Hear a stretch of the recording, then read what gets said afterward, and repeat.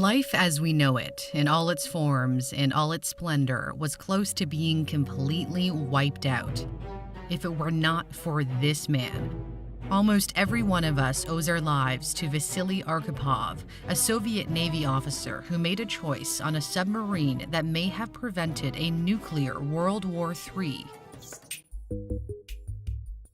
In 1962, during the Cold War, America and the Soviet Union had enough weapons to destroy the world. October 1962 is the Cuban Missile Crisis. Soviet leader Nikita Khrushchev agreed to Cuba's request to place missiles on the island after the Americans had deployed missiles in Italy and Turkey that could strike Moscow. Cuba wanted protection because the year before, Cuban exiles who opposed Fidel Castro's regime tried to overthrow him with the covert support of the U.S. government during the Bay of Pigs invasion.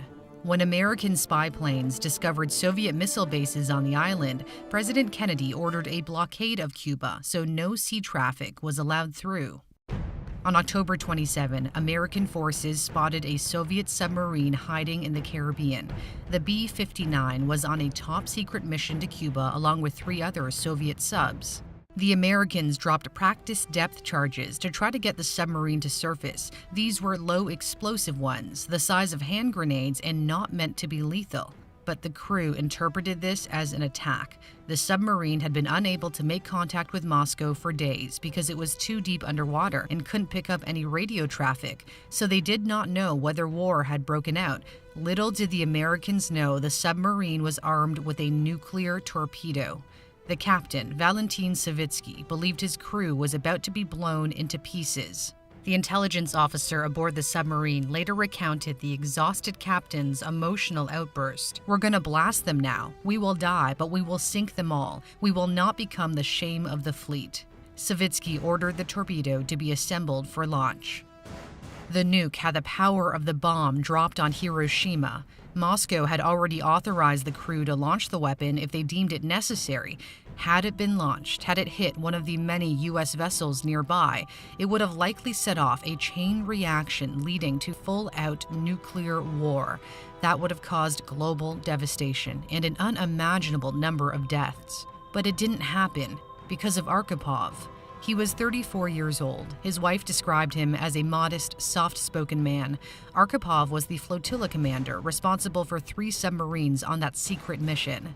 The protocol for launching the torpedo was that Captain Savitsky needed the approval of 2 others, his deputy political officer, Ivan Maslenikov, and Arkhipov, who was equal in rank to Savitsky. Maslenikov said yes to the launch. Arkhipov said no. He refused to sanction the strike. Based on later interviews, it appears Arkhipov tried to calm the captain down and talk him out of any rash actions. He kept a cool head when conditions inside the sub were boiling. Temperatures reached 50 degrees Celsius or 122 degrees Fahrenheit. Arkhipov tried to reason with Captain Savitsky by explaining they were not in danger because the depth charges appeared to be warning shots since they were being dropped left and right but always off target. While this was happening, President Kennedy was worried that the Russians would indeed mistake the depth charges for an attack. His brother Robert Kennedy later described the president's stress levels. These few minutes were the time of greatest worry for the president. His hand went up to his face and covered his mouth, and he closed his fist. In the end, the torpedo was not launched. The captain made the decision to come to the surface. The Americans did not inspect the sub, so they had no idea there was a nuclear weapon on board. The submarine returned home. The U.S. wouldn't find out that a torpedo was on that submarine until 40 years later when the former enemies met at a reunion and shared the story for the first time. Robert McNamara, the Secretary of Defense in the Kennedy administration, later said they came closer than even they knew at the time to nuclear war. Archipov's family received the Future of Life Award 19 years after his death for a heroic act that greatly benefited mankind. His daughter Elena said her father acted like a man who knew what disasters could come from radiation. Arkhipov was exposed to radiation during an accident aboard a nuclear submarine in 1961. After the Cuban Missile Crisis, he continued with the Russian Navy and was eventually promoted to Vice Admiral.